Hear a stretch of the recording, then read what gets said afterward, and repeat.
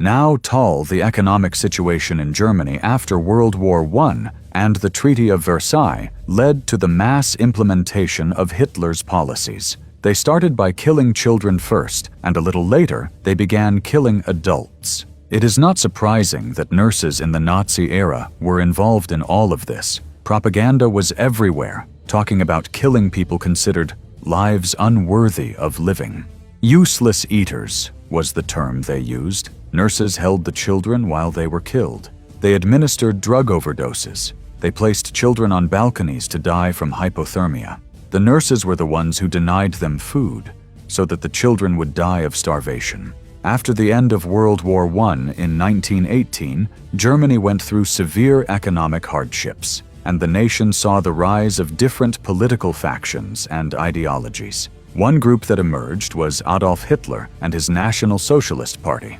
Of course, there was rampant inflation, widespread poverty, and social disadvantage because of the reparations that had to be paid after the Treaty of Versailles. Money became devalued, and they saw a strong leader who was restoring order. In 1933, Adolf Hitler and the Nazi Party took control of Germany, beginning a period of racial hygiene laws, persecution, and extermination camps. Hitler wanted to create the superior race and eliminate the Jews and other people he considered inferior to the Aryan race. Innocent children and concentration camp prisoners suffered horrific medical experiments. All of this was carried out with the help of German doctors and nurses. Just to give some quick context, the German medical profession was one of the most advanced and respected in the world before the Nazis rose to power in 1933. Many German doctors at the time believed in racial hygiene or eugenics. The Nazis enthusiastically embraced these ideas. Approximately half of all German doctors became members of the Nazi Party and its organizations between 1933 and 1945. Some German doctors welcomed the Nazi regime because it supported their beliefs about racial hygiene. Others joined to take advantage of career advancement opportunities. Many doctors benefited, actively or passively, from the dismissal of their Jewish colleagues and the Aryanization of their profession. German doctors and medical scientists helped shape Nazi Germany's racial laws. Many became involved in Nazi crimes. The Nazi regime used medical research to define its racial classifications and to rationalize its discriminatory policies. Many doctors participated in forced sterilizations, human experimentation, or the so-called euthanasia of people with mental and physical disabilities. As for the nurses, Christian nursing associations dominated German nursing when the Nazis came to power in 1933. At the time, nursing was largely considered more of a spiritual vocation or a public service than a professional career. The Nazi regime reorganized Germany's professional nursing associations.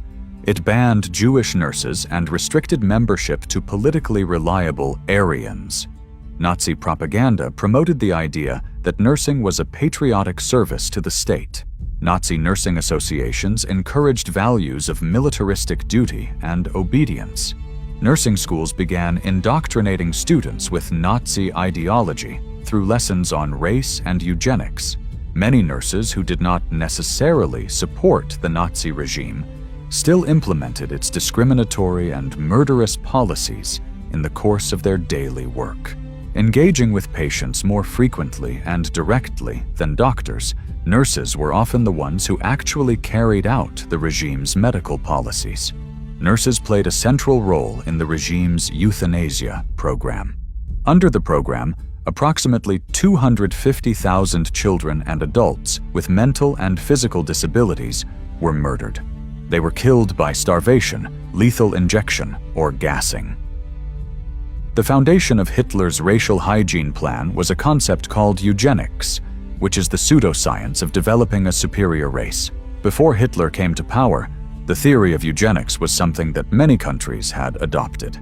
Eugenics is the belief that through selective breeding, whether of cows, sheep, people, or anything else, positive eugenics is the ability to produce offspring that carry the best traits.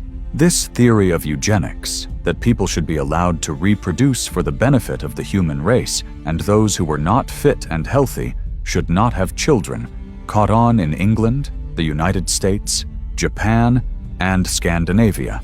Germany was not at the forefront of this. In fact, the Nazis initially learned much about eugenics from the US.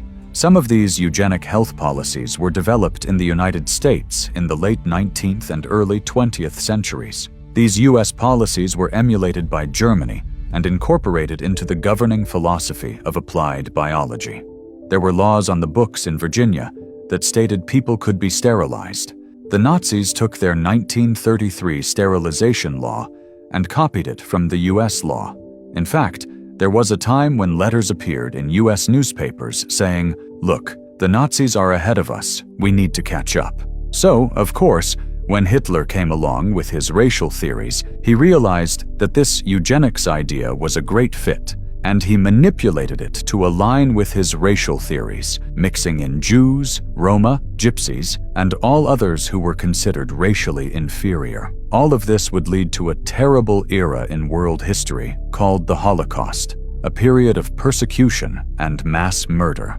The Holocaust was defined as the 12-year period from Hitler's rise to power in 1933 until the end of the war in 1945. It was a government-planned and supported extermination or mass killing. And although it was directed primarily at Jews, there were many other groups of individuals who suffered during the Holocaust. Hitler convinced the German people that the Jews were their enemies and the cause of their problems. He then created an atmosphere of racial intolerance and hatred toward people considered racially inferior. So Hitler used the Jews, and later other people, as scapegoats for everything that was wrong in Germany, particularly the economic problems. In 1933, the Nazi government passed the Nuremberg Laws for the protection of hereditary health. This legalized involuntary sterilization. Hitler found a perfect combination of his Nazi ideology with Nazi eugenic medicine, or the racial hygiene movement. Germany's sterilization laws led to the involuntary sterilization by doctors of about 400,000 Germans. Nazi doctors sterilized citizens against their will, euthanized 200,000 German children and adults with disabilities, and created the gas chambers and crematoriums that were used for the mass murder of 6 million Jews, Poles, and Roma. Without the full support of doctors, scientists, and nurses, the Holocaust, as it unfolded, could never have happened. In the United States, there were laws that could require people to be sterilized against their will. Sterilization laws were widespread in the U.S., especially in Indiana and North Carolina. But other states, including California and Virginia, allowed sterilization even into the 1970s. In fact, at the beginning of the 20th century, the U.S. led the world in compulsory sterilizations. A very famous law was passed in Virginia that said it was permissible to sterilize the feeble-minded. It was taken to the Supreme Court, and Chief Justice Oliver Wendell Holmes said, "3 generations of imbeciles are enough." He was saying it was allowed to sterilize them. But in the US, it didn't go beyond that. In Germany, however, it became the dominant ideology and was put into action. Hitler promised the German people that he was creating the master race.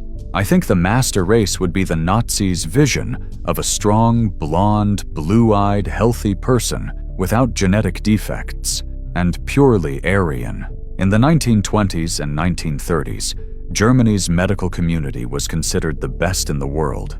You weren't considered a true doctor in the US unless you went to Germany to study, and upon returning, people would say, "I studied in Germany." With that came a certain arrogance and a sense of superiority over others. Some of the best teachings of anatomy, physiology, and medicine came from Germany. Germany was very advanced, not only in the medical field, but also considered the best civilization among European countries. It was the height of technology and science. How was it possible that these people became killers? Most nurses were not members of the Nazi Party. However, to have a job in Germany, a nurse had to belong to one of several nursing organizations. There were 5 organizations for nurses. Among them, the National Socialist nurses and the Red Cross nurses swore loyalty to Hitler.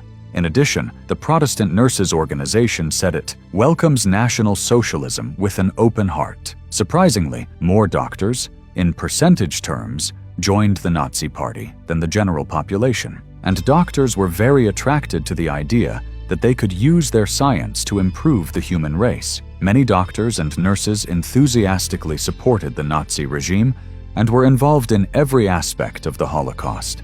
About 40% of German doctors were in the Nazi Party, while lawyers, teachers, and other white-collar professions joined in much smaller numbers. If you didn't join the Nazi Party, there was no retaliation. Using fiery propaganda, Hitler and the Nazis began a campaign against the Jews. Bad things were happening to the Jewish people in Germany. They were being discriminated against. Jewish children could no longer attend their regular schools. People couldn't keep their university jobs or other professional positions. Hitler declared, "Follow me, no matter God, no matter religion, just follow me. Do what I am asking you to do." The Nazi regime, being totalitarian and very effective in public campaigns and propaganda, managed to convince scientists and doctors to follow its ideology. Propaganda was an extremely powerful tool for influencing how people thought. The medical sector in Germany began to support the Nazi Party, except for Jewish doctors who were marginalized. The official journal of the German Medical Association began to display a swastika on its publication. All Jewish doctors, authors, and people in important positions in various associations and societies were quickly excluded. In 5 or 6 years, these professionals were removed from the entire academic and professional environment. After years of intense Nazi propaganda, German doctors and nurses began to accept the belief that racial hygiene would be good for the nation. Social Darwinism said, "We need to eliminate these inferior people who were disabled, perhaps mentally disturbed." In Germany, the advocates of the eugenics movement were the most prominent and powerful, being part of the establishment. The legal system was quickly Nazified. It was necessary to rely on lawyers, doctors, bureaucrats, and administrators for this process. Many nurses were responsible for administering injections. For a long time, nurses acted under doctors' guidance, and during the Nazi period, doctors became agents of the state. This is important because, at that time, doctors were no longer responsible for caring for patients individually, but for serving the state and the Volk, the German people. What mattered was the good of the state, not the good of a specific patient. Obedience had always been a fundamental part of nurses' training, influencing their behavior. That is why it is not surprising that nurses became involved in the actions of the Nazi regime. The role of nurses' euthanasia programs were established in Nazi Germany, in which children and adults were killed if they were considered unfit to live and a burden to the state. The true meaning of euthanasia would be the merciful death of a person with their permission or request. However, that was not the case in Nazi Germany. These deaths were without consent. In the 1920s, the German lawyer Karl Binding and the German psychiatrist Alfred Hoche co-wrote the book The Permission to Destroy Life Unworthy of Life. This book greatly influenced Hitler's thinking about euthanasia. Everyone had this propaganda thrown at them. It was common, it was everywhere. It advocated the idea that people who were somehow disabled should be killed, so they would not perpetuate defective genes and would not be a burden on the state. Therefore, nurses, like everyone else in society, were susceptible to this. Nurses worked in hospitals where children with disabilities, people with mental illnesses, and a variety of conditions were cared for. They were not coerced into becoming part of these programs. Once it is accepted that humans can be dehumanized, one can eventually become involved in extermination. This was a gradual, very powerful, and, unfortunately, very effective process that took place in Germany. The Nazi euthanasia program began in 1939 as a means of eliminating children with disabilities. Families, influenced by propaganda, believed that having a child with negative traits was harmful to Germany's health. Children with disabilities, Down syndrome, heart abnormalities, cerebral palsy, or who did not develop normally, were considered useless eaters.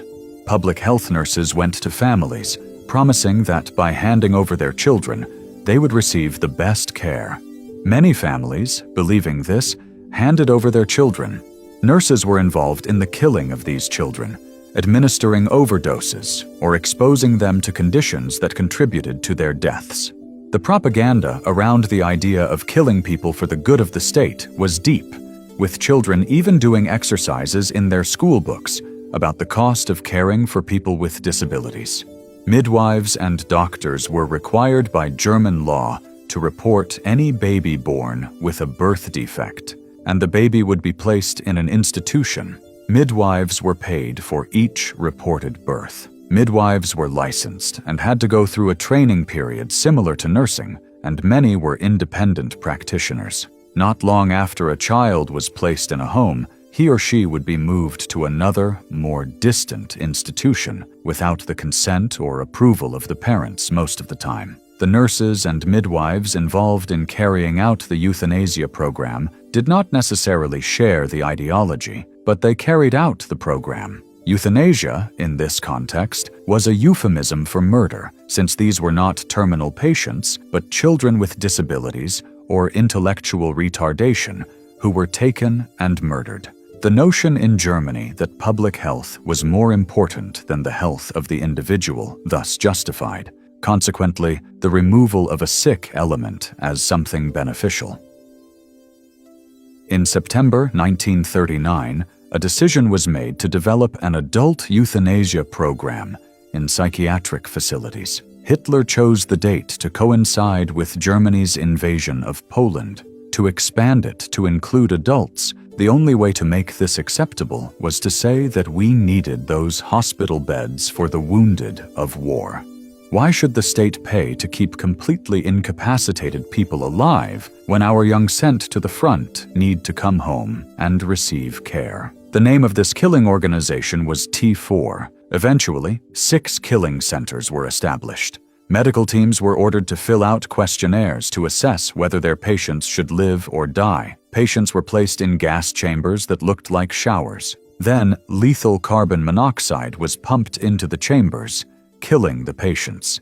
It was necessary to justify and rationalize the actions, and people really believed that what was being done was saving the folk from the contamination and infection represented by the disabled and the sick. The idea was that there was a disease, and the disease was the disabled and the sick, who needed to be cured through murder. It was said that patients were being transferred. Nurses packed their clothes, prepared lunch, and traveled with them on the buses.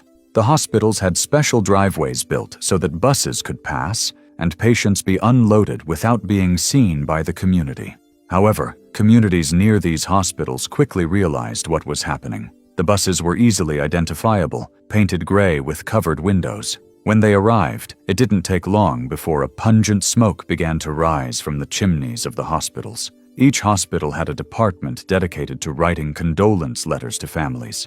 But there were mistakes. For example, they would write, "We regret to inform you that your Uncle Hans has died of appendicitis." Even though he had already had his appendix removed, people were becoming quite aware of what was happening. Even children mocked other children, saying, "They'll put you on the gray bus. You'll go up through the chimney." As knowledge of the gassing of patients spread, a decision was made to end the T4 euthanasia program in August 1941. This, however, did not end the killing of patients. The child euthanasia program continued unshaken until the end of the war. After the end of the T4 program, doctors were given permission to provide a merciful death to anyone they considered to be suffering. These murders, which occurred in many hospitals throughout the Third Reich, were known as wild euthanasia or decentralized euthanasia and were carried out individually rather than by gassing. Patients, usually selected by doctors but killed by nurses, were administered overdoses of sedatives. More people died in the wild euthanasia then in T4. Why did the nurses follow the orders to kill?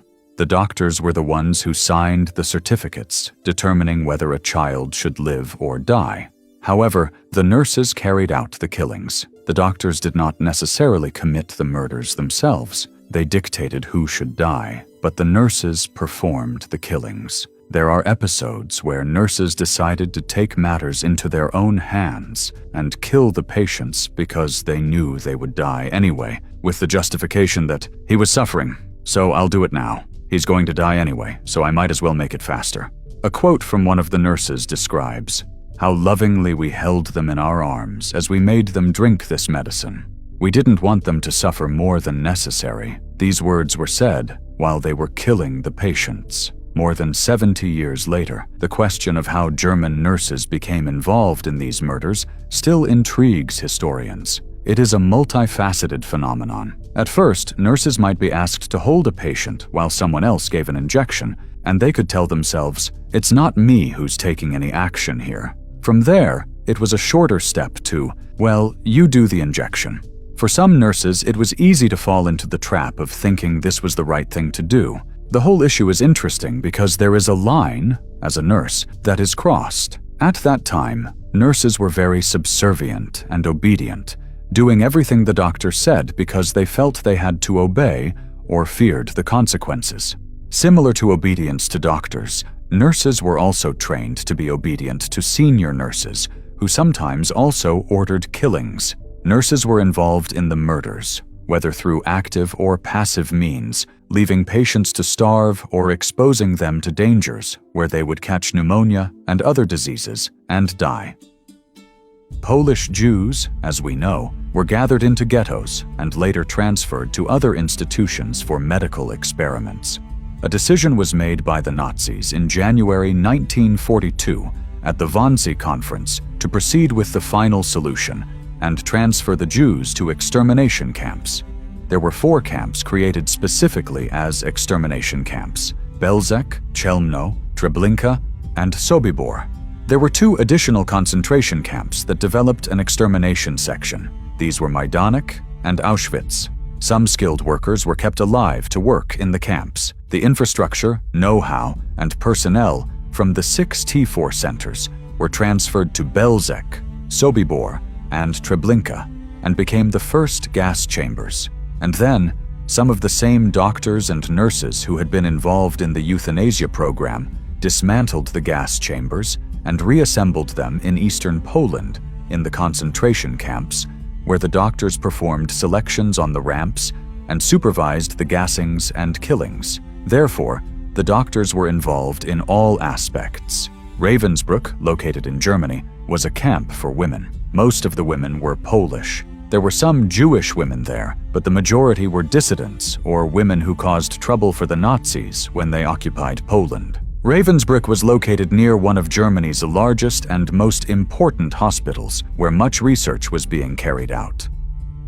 Reinhard Heydrich, the Nazi protector of Czechoslovakia, was killed by a bomb in 1942. He died from infection of the wounds he suffered a few days later. Hitler demanded that doctors find a cure for these deadly infections. These women were operated on by hospital surgeons, subjected to experiments in which wounds were created on their legs and filled with sawdust, dirt, and ground glass to observe how the wounds developed and how the bone became infected. Some of these women were sent to the gas chambers and killed. Others died from the experiments, and some survived to testify at the trials. The nurses were definitely involved in these experiments. Many German doctors and nurses participated in medical experiments related to racial hygiene in concentration camps and hospitals. One of the worst was Dr. Joseph Mengele, a member of the SS. When the doors of the cattle cars opened, the prisoners stepped out onto a small strip of land called the selection platform. They had no idea where they were, knew they had not arrived in Hungary. They had arrived in Germany, which meant that the end was near, due to the many rumors over 4 years under Hungarian occupation that Jews were being taken to Germany and murdered.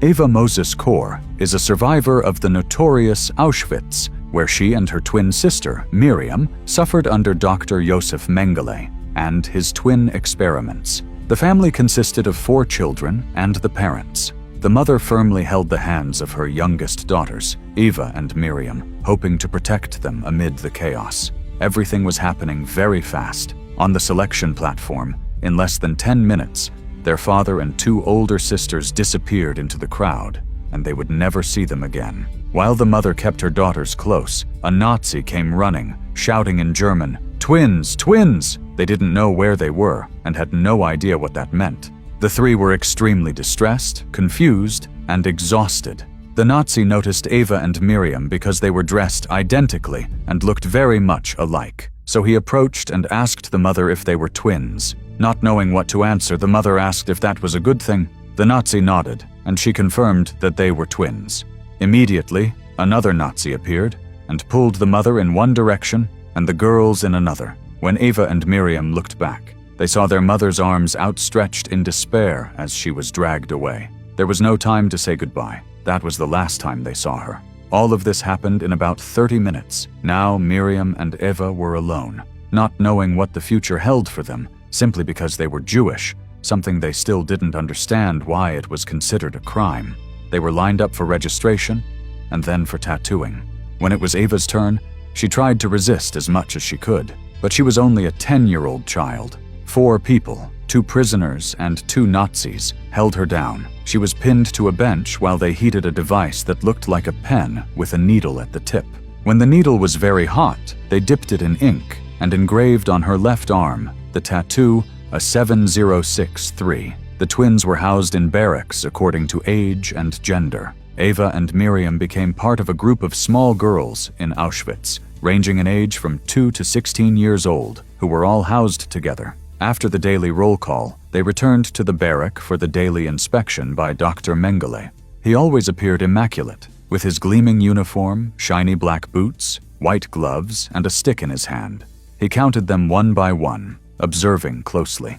After breakfast, the twins were prepared for experiments. They walked to Auschwitz the Wert and were placed naked in a barrack, along with 20 to 30 other pairs of twins, for 6 to 8 hours. Every part of their bodies was measured, compared with charts, and with the measurements of their twin sisters. Although these experiments were not dangerous, they were extremely humiliating. Even in Auschwitz, it was difficult to endure such treatment for so long. The only way to cope was to try to block these experiences from their minds, which made them remember very little about those long hours of mental torture. 3 days a week, the children were taken to a blood laboratory. There, both arms were tied to restrict blood flow. A large amount of blood was drawn from the left arm, and at the same time, at least 5 injections were administered in the right arm.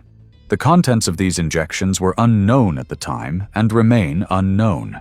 It is presumed that they contained germs, diseases, and drugs because the German pharmaceutical industry was heavily involved in the experiments at Auschwitz.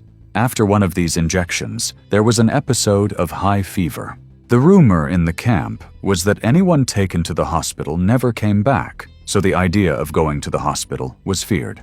The fever was high, arms and legs were swollen and very painful, and there were large red spots all over the body, the size of a small apple or an egg. According to the Auschwitz Museum, at least 1,500 pairs of twins were used by Mengele in his experiments. Fewer than 200 survived. Some died due to the camp's conditions, but most perished as a result of the experiments. The perpetrators of these acts were considered true monsters. What happened was horrific, and there is no ethical justification for most of the actions taken in the name of medical science. Everything was done without informed consent. The people used as test subjects had no choice and were often killed immediately after the experiments, which were of extreme cruelty. In the sterilization experiments carried out at Auschwitz, it was often the nurses who selected and prepared the patients for the experiments. They assisted the doctors, keeping the patients unaware of what was really going to happen, offering false assurances that everything would be fine. In Dachau, a variety of unethical medical experiments were conducted using prisoners as test subjects. Some of the cruelties are almost unbelievable. often with purposes related to benefits for German pilots shot down into freezing water or other battlefield outcomes. Vivian Spitz, a court reporter at the Nuremberg war crimes trials of the Nazi doctors, refers in her book Doctors from Hell to the testimony she recorded during the trial. The victims were German gypsies, Czechs, and Poles who were deprived of food and given only brackish seawater for days, resulting in excruciating pain, foam at the mouth, and, in most cases, madness. Many of these patients died due to the conditions of the experiments, which included keeping people at freezing temperatures until near death, reviving them, and then exposing them again. They lowered the temperature until they froze and died, taking the bodies directly to the autopsy table in the so-called terminal experiments. Low-pressure studies were also carried out, where concentration camp prisoners were placed in specially designed chambers where the oxygen was sucked out until their lungs exploded. Bone, muscle, and infectious disease experiments were also common, with prisoners being infected to test new antibiotics. The sterilization program, the euthanasia program, and the illicit and atrocious human experimentation programs were all conceived, planned, and carried out by doctors. Dr. Joseph Mengele managed to escape Germany after the war and avoided capture by authorities, living in South America until 1979, when he supposedly drowned at a resort in Brazil. In May 1945, the war in Europe ended with Germany's surrender to the Allies. After the war, the Allies conducted the famous Nuremberg trials, revealing the atrocities committed by Nazi doctors and nurses. Although nurses were not named as defendants in the Nuremberg medical trials, the horrific actions carried out on young Polish women at Ravensbrück and the murder of disabled people in the euthanasia programs were brought to light. Many nurses were later tried, and some were hanged for their crimes, while others received prison sentences. Not all nurses under the Third Reich were complicit with Nazi ideology. Maria Stromberger, an Austrian SS nurse, showed great compassion for the prisoners in Auschwitz, smuggling letters, documents, photographs, and ammunition, saving many lives. The Nuremberg trials established that everyone is responsible for their own actions, and crimes against humanity became a new concept that held individuals accountable for unacceptable acts, even in times of war. Today, many of the places where atrocities occurred are memorials open to the public, although many still function as psychiatric hospitals. Although modern healthcare in the United States is considered among the best in the world, there are elements that should make us reflect on the similarities with German medicine in the 1930s. It is important to know this history to prevent such atrocities from happening again. Regulatory procedures in the nursing profession today are stricter than they were in the 1920s and 30s, but there are still concerns about medical errors and lack of communication. The physician-assisted suicide movement in the U.S. is also a controversial issue. The motto, "Never Again," after the Holocaust, serves as a reminder of human vulnerability to external pressures and influences. Learning about the Holocaust is a powerful way to develop empathy and compassion. It is crucial to remember that if such atrocities could occur in one of the most advanced societies in human history, they can happen again anywhere. Let us now look more specifically at the Ravensbrück camp, where quite interesting things took place. Erika Buchmann, a former political prisoner at the Ravensbrück concentration camp, noted in her book, The Women of Ravensbrück, that everyone thinks of the word infirmary as a long, quiet corridor with clean white beds, busy doctors, and friendly nurses. For the prisoners of the Ravensbrück women's concentration camp, the Revier was like every other corner of the camp, a place of fear and terror. Indeed, Buchmann's statement encapsulates what this specific place symbolized for the camp's inmates. For them, the Revier, The name prisoners, doctors, and nurses used to refer to the camp hospital was a space that completely contrasted with the conventional notions of hospitals as calm, hygienic places where doctors and nurses worked tirelessly to heal their patients. Ravensbrück was located about 70 kilometers outside Berlin. Only women were interned in this institution. Female political prisoners, such as communists, were incarcerated there, as well as Jehovah's Witnesses, Asocials, Roma and Sinti Gypsies, and Jews. As Nazi persecution policies intensified, more people were deemed racially, politically, or socially undesirable by the regime and were sent to concentration camps, and Ravensbrück physically expanded in response to the growing influx of prisoners. From 1942 onward, prisoners considered unfit for work were sent to nearby euthanasia stations to be killed, and gas chambers were built on site in 1945.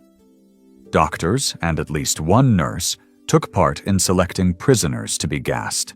In line with the camp in general, the hospital at Ravensbrück also evolved, both in terms of its buildings and in its functioning as a medical institution. As historian Romana Santis observed, the Revier was not a static and unchanging entity. It is crucial to conceptualize the hospital in this way, since its development, both in a physical and functional sense, affected the levels of agency that some nurses were able to obtain, and to some extent, some of their actions as medical workers in the camp. The number of Revier blocks steadily increased over time. When the camp opened in May 1939, it initially consisted of only one administrative block.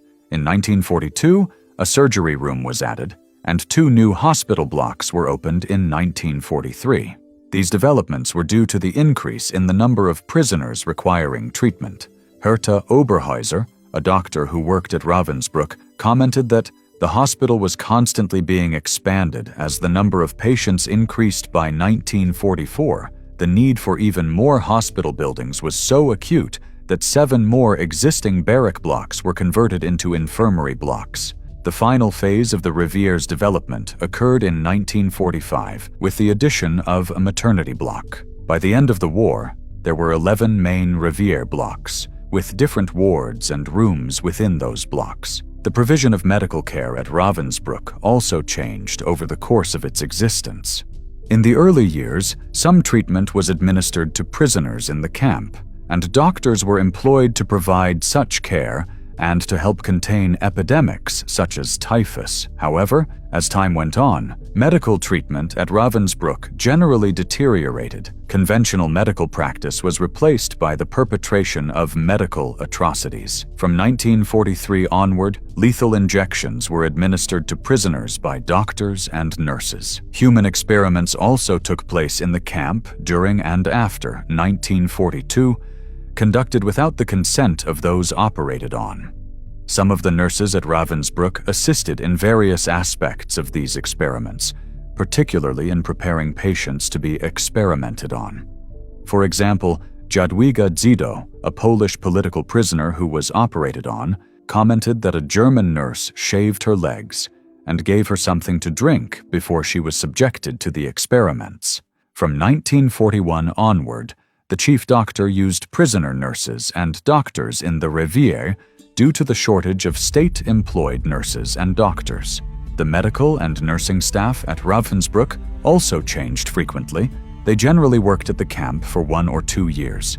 Male doctors were often sent to the front to fight, and it appears that nurses only had to serve 1 year of compulsory service at the camp. When that year ended, they were often transferred to other workplaces. Why did some nurses commit atrocities while working at Ravensbrück? It is likely that at least 2 nurses violated medical practice while working in the camp, partly due to their dedication to Nazi ideology, which stipulated that Asocials and others considered outside the Volksgemeinschaft, such as the women imprisoned in Ravensbrück, should be persecuted. Most of the nurses who worked there were trained during the Third Reich and had taken courses in racial biology, which emphasized Aryan supremacy. It is therefore possible that, influenced by this, they put those ideals into practice in Ravensbrück. This aligns with Susan Benedict's argument regarding the nurses who participated in the euthanasia that occurred in the Hadamar Psychiatric Hospital. She noted that some of these nurses genuinely believed that what they were doing contributed to the strengthening of the German race by eliminating those who fell outside the Aryan ideal.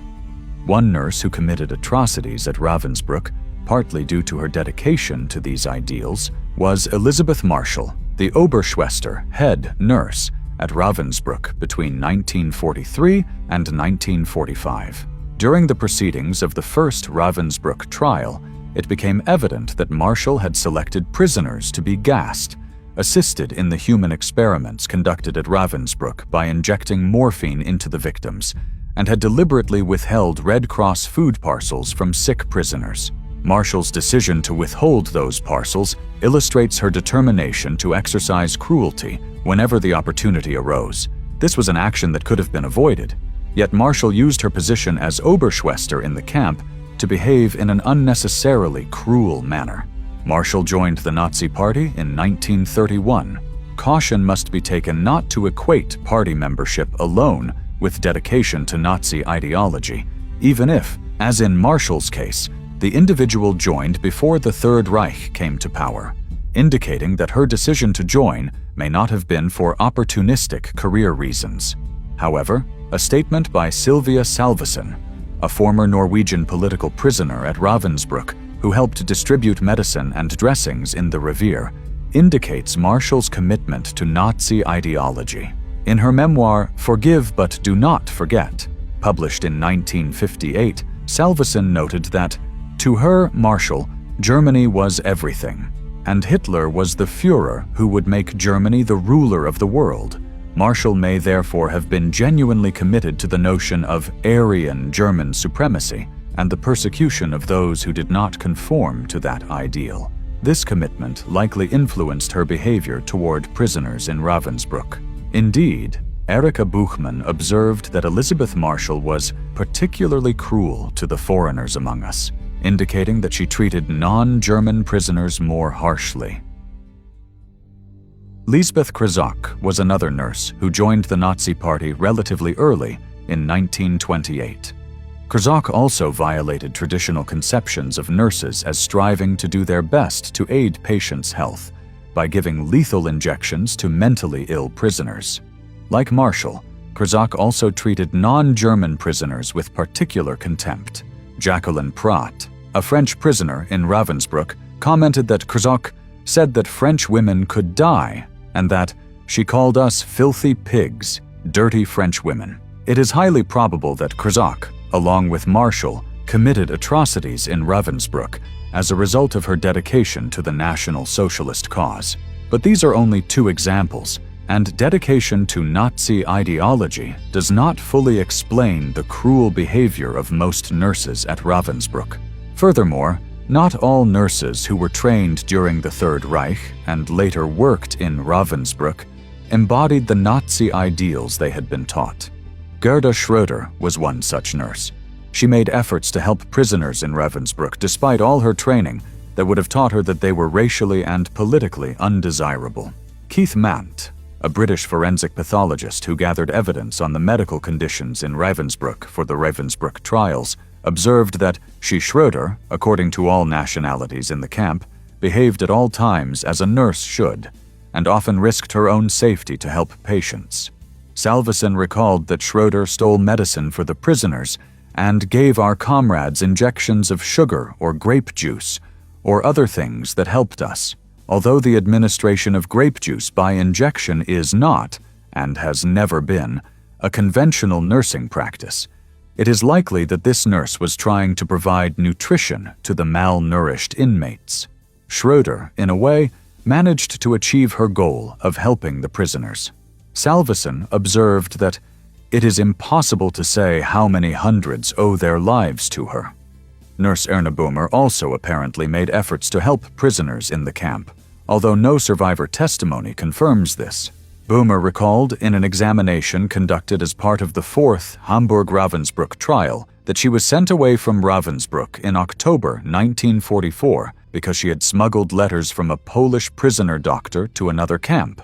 With such examples, it becomes clear that nurses were not passive recipients of Nazi ideology that was simply imposed upon them. They possessed the to think freely and critically and could make choices. Although nursing as a profession was becoming increasingly professionalized, its status as neither strong nor well organized before the Second World War contributed to nurses' involvement in the euthanasia program, since there was no organization that supported any individual objections nurses might have had to the program. However, some of the nurses at Ravensbrück certainly felt capable of avoiding participation in the broader policies of persecution in the camp, despite the likelihood of receiving no support from their nursing organizations for such a choice.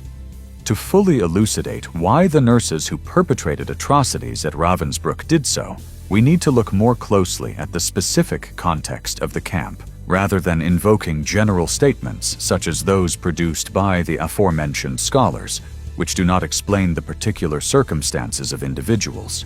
Immediate and situational factors, specific to the Revier, may have motivated some individual nurses to violate medical conventions.